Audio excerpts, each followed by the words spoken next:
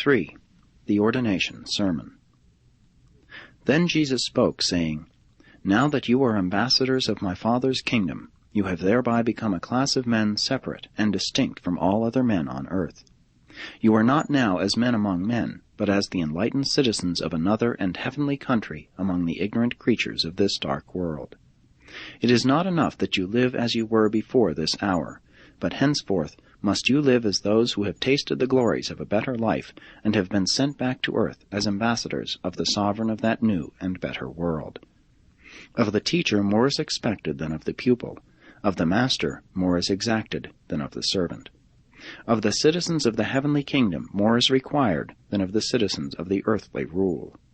Some of the things which I am about to say to you may seem hard, but you have elected to represent me in the world, even as I now represent the Father.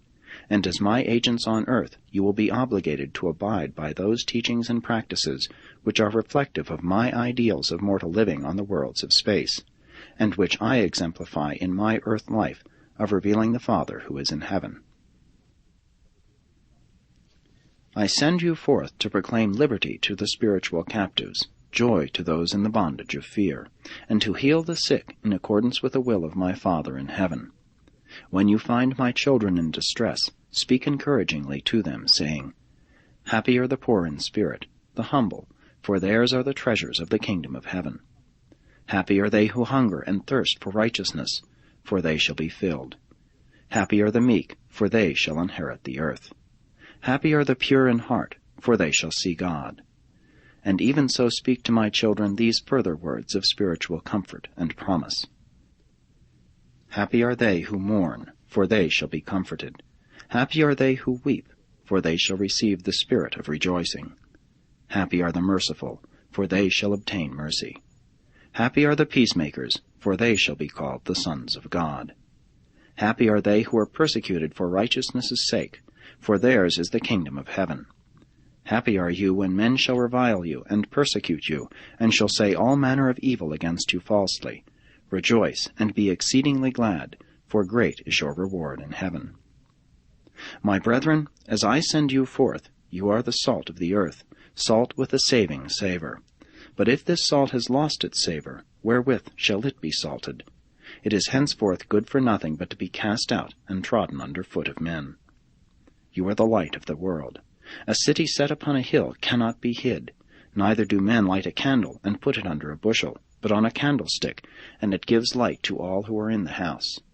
Let your light so shine before men, that they may see your good works, and be led to glorify your Father who is in heaven. I am sending you out into the world to represent me, and to act as ambassadors of my Father's kingdom. And as you go forth to proclaim the glad tidings, put your trust in the Father whose messengers you are. Do not forcibly resist injustice. Put not your trust in the arm of the flesh. If your neighbor smites you on the right cheek, turn to him the other also. Be willing to suffer injustice rather than to go to law among yourselves. In kindness and with mercy minister to all who are in distress and in need. I say to you, love your enemies, do good to those who hate you, bless those who curse you, and pray for those who despitefully use you. And whatsoever you believe that I would do to men, do you also to them. Your Father in heaven makes the sun to shine on the evil as well as upon the good. Likewise he sends rain on the just and the unjust. You are the sons of God. Even more, you are now the ambassadors of my Father's kingdom. Be merciful, even as God is merciful, and in the eternal future of the kingdom you shall be perfect, even as your heavenly Father is perfect. You are commissioned to save men, not to judge them. At the end of your earth life you will all expect mercy. Therefore do I require of you during your mortal life that you show mercy to all your brethren in the flesh. Make not the mistake of trying to pluck a mote out of your brother's eye when there is a beam in your own eye. Having first cast the beam out of your own eye, you can the better see to cast the mote out of your brother's eye.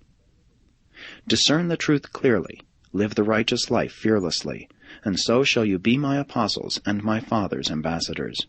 You have heard it said, If the blind lead the blind, they both shall fall into the pit. If you would guide others into the kingdom, you must yourselves walk in the clear light of living truth. In all the business of the kingdom I exhort you to show just judgment and keen wisdom. Present not that which is holy to dogs, neither cast your pearls before swine, lest they trample your gems under foot, and turn to rend you. I warn you against false prophets who will come to you in sheep's clothing, while on the inside they are as ravening wolves. By their fruits you shall know them. Do men gather grapes from thorns, or figs from thistles?